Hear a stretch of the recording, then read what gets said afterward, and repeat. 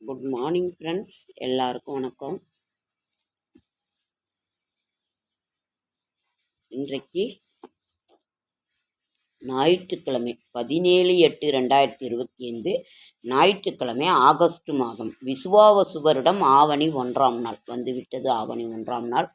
அழகான ஆடி மாதம்லாம் செய்யாததெல்லாம் இனி ஆவணியில் தொடங்குவாங்க. கல்யாண முகூர்த்தம் எல்லாமே இதாகும். இன்றைக்கி ரொம்ப முக்கியமான விசேஷம். இன்னொரு நாள் விஷ்ணுபதி புண்ணிய காலம்.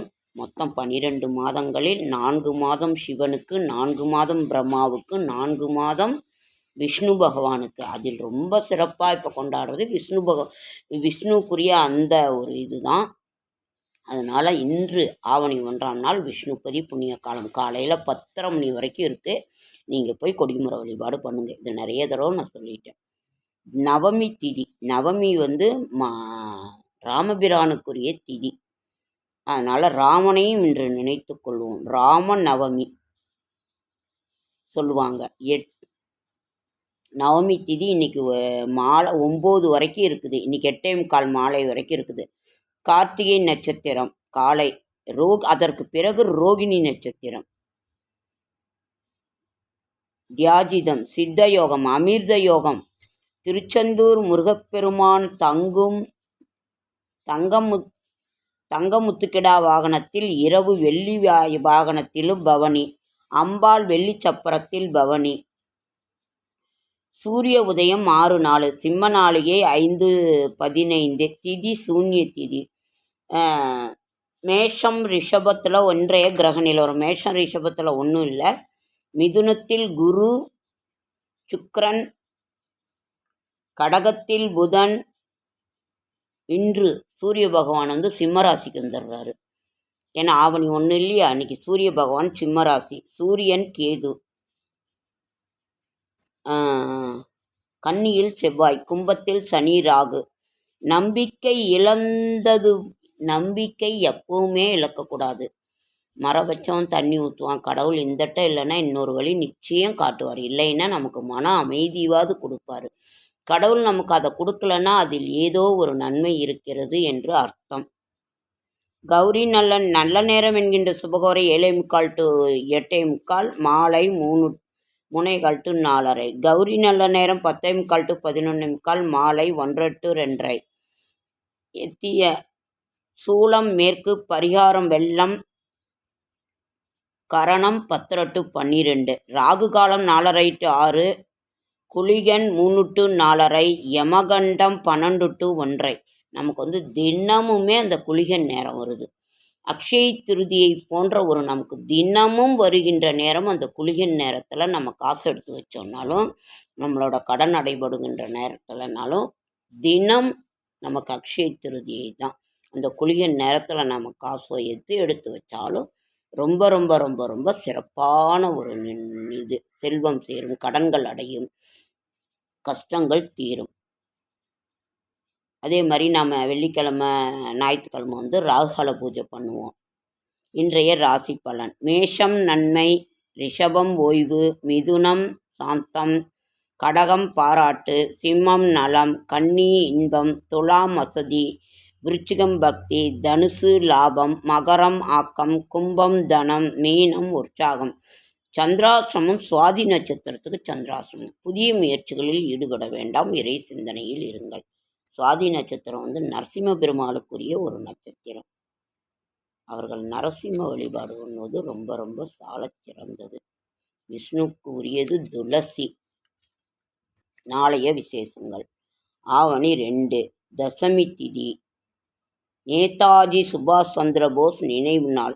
சிக்கனமாக வாழும் ஏழை விரைவில் செல்வந்தன் ஆவான். இன்னைக்கு கவனமாக இருக்க வேண்டிய ராசி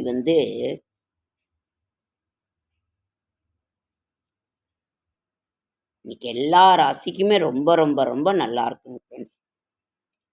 அதாவது அதே மாதிரி திதியை பிடித்தால் விதியை வெல்லலாம். திதியை நாம் இது பண்ணோன்னாவே அந்த திதிப்படி நாம் எல்லாமே செய்தோம்னாலும் ரொம்ப ரொம்ப நல்லது. செடியாய வல்வினிகள் தீர்க்கும் திருமாலே நெடியானே வேங்கடவா நின் கோயிலின் வாசல் அடியாரும் வானவரும் அரம்பெயரும் கடந்தெங்கும் படியாய்க் கிடந்து உன் பவளவாய்க் காண்பேனும். இன்னைக்கு ஆவணி 1. ஆவணினாவே நமக்கு என்ன வரும்? பிள்ளையார் சதுர்த்தி வரும். அடுத்தது நமக்கு வர்றது பிள்ளையார் சதுர்த்தி. ஆவணி மாதத்தில் நான் ஏற்கனவே ஆவணி மாதம் எப்படி இருக்குங்கிறத நான் சொல்லிட்டேன். ஆவணி மாதத்தில் வருகின்ற ஒரு முக்கிய இது இன்னைக்கு விஷ்ணு பகவதி புண்ணிய காலம். அதாவது காமிகா ஏகாதசி 3ஆம் தேதி, ஆனி 3ஆம் தேதி. அதற்கு அடுத்த நாள் பிரதோஷம், அதற்கு அடுத்த நாள் சுபமுகூர்த்த நாள், அதற்கு மறாவது நாள் வாஸ்து செய்கின்ற ஒரு நல்ல நாள். அதாவது ஆவணி மாதம் 6ஆம் நாள் அன்றைக்கே சர்வ அமாவாசை.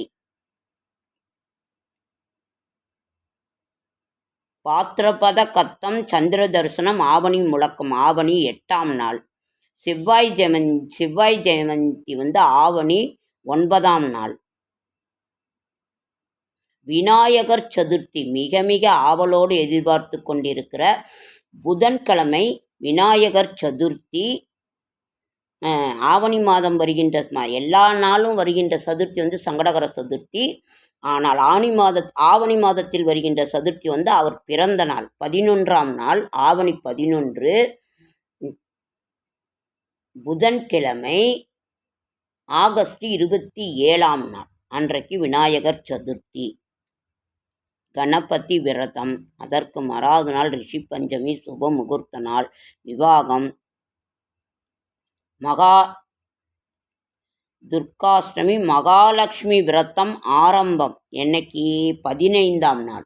15ஆம் நாள் ஞாயிற்றுக்கிழமை. அது ஆகஸ்ட் 31.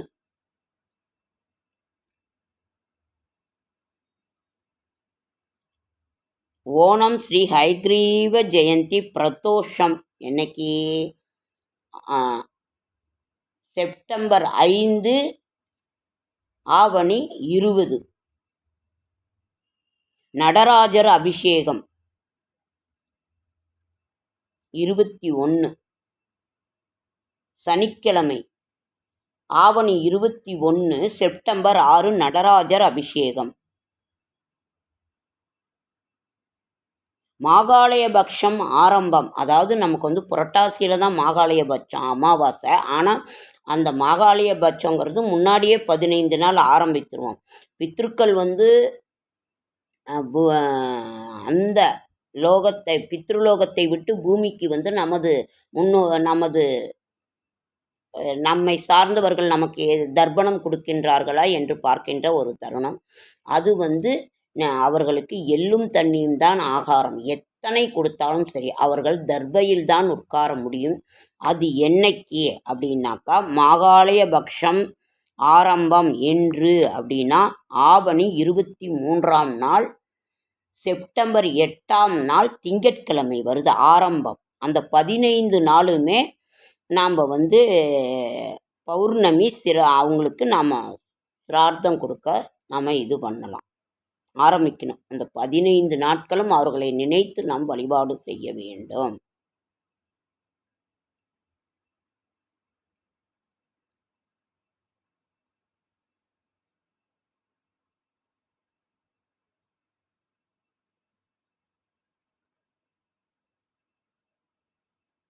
ஆவணி 29, செப்டம்பர் 14 ஸ்ரீ பாஞ்சராத்திர முனித்ராய வைகானச ஸ்ரீ ஜெயந்தி அன்று. வைகானசம் பாஞ்சராத்திரம்ன்ற ஒரு வழிமுறைகள் உங்களுக்கு தெரியும். அதில் ஸ்ரீ பாஞ்சராத்திர முனித்ராய வைகானச ஸ்ரீ ஜெயந்தி அது திருக்கணிதப்படி. வாக்கியப்படி 30ஆம் தேதி ஆவணி 30, செப்டம்பர் 15. அதே மாதிரி ஆவணி 31 சுக்கிர ஜெயந்தி, கன்னி ரவி சுக்கிர ஜெயந்தி செப்டம்பர் 16. நமக்கு புரட்டாசி மாதம். இப்போ ஆவணி முடிஞ்சு புரட்டாசியில் முன்னோர்கள் வழிபாடு செய்வோம். அது என்னங்கிறத நம்ம பார்க்கலாம்.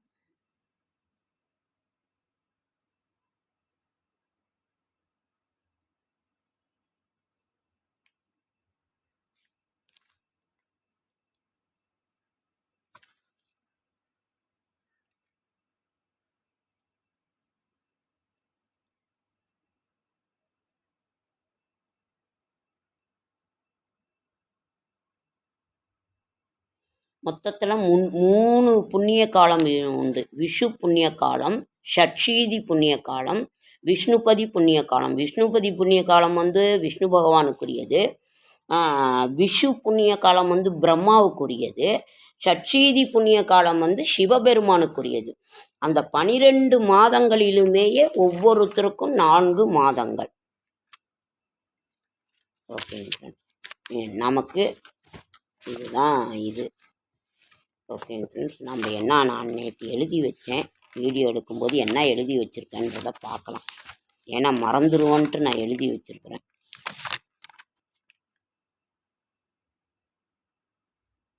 தெய்வத்தை நாம் நெஞ்சிலே நிறுத்த வேண்டும். தெய்வத்தை நாம் எங்கே போய் நம்ம தேடினாலும் கிடைக்கலனாலும் தெய்வத்தை நமது நெஞ்சில் அப்படியே வச்சு நிறுத்த வேண்டும். அவர்களுக்கு உங்களுக்கு எந்த தெய்வம் பிடித்திருந்தாலும் சரி, அந்த நெஞ்சிலே இருத்தி கொண்டு அவரை தினமும் நாம் நினைக்க வேண்டும். ஆவணி மாதத்தின் முக்கிய விசேஷங்கள்: ஆவணி 11 27/8/2020 புதன்கிழமை விநாயகர் சதுர்த்தி.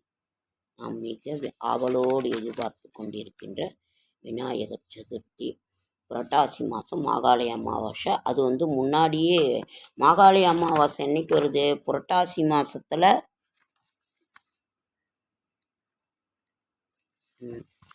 புரட்டாசி 5 வருது. புரட்டாசி 5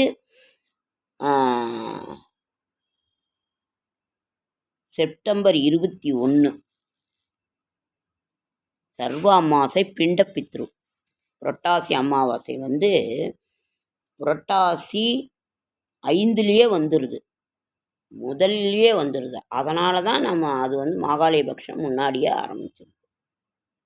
மிக மிக முக்கியம் முன்னோர் வழிபாடு. ஒவ்வொரு அமாவாசையும் அந்த தர்பையில் தான் அருங்க முடியும். கருப்பு எள்ளு, தண்ணி, தாம்பாளம் வீட்டிலேயே நீங்கள் அவர்களுக்கு அதை கொடுக்கலாம். இல்லை ஐயர் அவர்களை வைத்து நதிகள் தீர்த்தங்களிலும் கொடுக்கலாம், கோவில்கள்லேயும் கொடுக்கலாம். நீங்கள் பின்னாடி உட்கார வச்சு அவங்க செய்வாங்க. நீங்கள் எதில் இஷ்டமோ அது தேவை. மிக மிக பவித்திரமானது தர்பை, கருப்பு எள், தாம்பாளம். அதை அன்று கொடுத்துவிட்டு அவர்களை நினைவு கூர்ந்து கொடுத்துவிட்டு அதை கால்படாத இடத்தில் அன்று இரவு வைத்திருந்து ஒரு செடிகளுக்கோ கால்படாத இடத்தில் ஊற்றலாம். அதுதான் அவர்களுக்கு ஆகாரம். ஓகேங்க, நிறைய சொல்லணும்னு நினச்சேன். ஐயோ, ரொம்ப லேட் ஆகிடுச்சிங்க ஃப்ரெண்ட்ஸ், சாரி. ஓகேங்க ஃப்ரெண்ட்ஸ், லைக் பண்ணுங்கள், ஷேர் பண்ணுங்கள், கமெண்ட் பண்ணுங்கள், சப்ஸ்கிரைப் பண்ணுங்கள். என்னால் முடிந்த ஆன்மீக தகவலை தரேன், நல்ல தகவலை தரேன்.